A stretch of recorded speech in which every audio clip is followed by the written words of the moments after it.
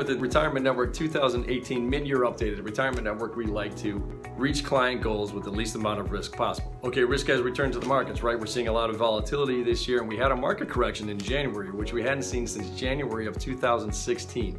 That is unbelievable. Market corrections are defined by a 10% drop in markets, and they happen typically 2 to 3 times per year. So going 2 years without a correction, that was really the anomaly. So that's part of the volatility.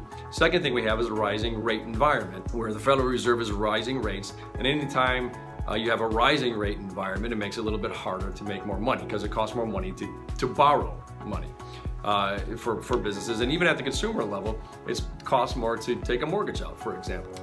Another thing that we have going on, which there aren't many people talking about this, is this is a midterm election year. And a midterm election year is not really about who wins or loses, Democrats or Republicans. It doesn't really matter as far as the markets are concerned. What matters is the uncertainty that comes along with it and not knowing if the current policy is going to continue or if a new one's going to be enacted. Another thing that we have going on now is this tariff situation. We don't like tariffs. They are a tax. And just like any other attacks, they are a deterrence to business activity. We don't like them. We will admit it is time for China to kind of come to the table and take the training wheels off, if you will, and play fairly. But we do think there are better ways to do this, but we'll have to sit and see these through. We do believe there's some light at the end of the tunnel there. That's a whole nother video series in and of itself. Now, that's all the risks that I talked about. When creating portfolios, we look at 4 main things. We look at the broad economic environment. And right now, the broad economic environment, not just the United States, global economics now, looks really pretty good. There is some geopolitical risk that tends to be constant in today's world, but the economics look really pretty good. Second thing we look at is the risk of the markets. And right now, our indicators are saying that risk is about average in the markets. Third thing we look at is valuation, and valuation and risk tend to go along with each other. Valuations look about fairly valued, not surprisingly, since risk is about average. We are seeing pockets of under and over valuation. And then fourth thing we like to look at is the strength of the markets, or the trend. And right now we are seeing large growth companies and small growth companies performing very well.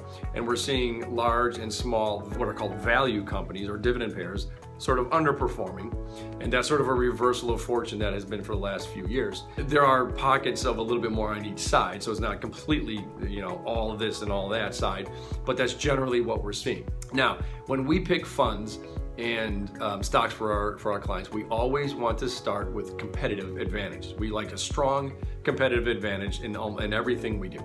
We like high quality companies, and measuring that quality is part of that competitive advantage analysis. There are also some other things like return on equity, debt ratios, and so on, but we start with that competitive advantage, and that competitive advantage builds conviction in our clients. And when our clients have conviction like we do, then you will stay with your financial plan longer and through the ups and downs, and it removes the biggest risk to investing, which isn't poor investor behavior. It's us, it's not the investments necessarily.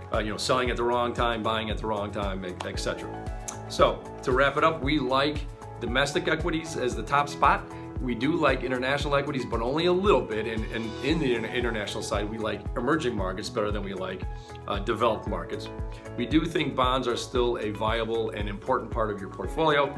Just have muted return expectations for that part of your portfolio for now. As we get out of this rising rate environment, bonds will start to perform a little bit better. Okay, I always like to wrap it up with this. At the Retirement Network, our goal is to reach your goals with the least amount of risk possible. It is not to beat a benchmark. Beating a benchmark is nice if you do it, but a benchmark has nothing to do with your financial plan. Okay, thanks for joining us, and we'll see you on the next video.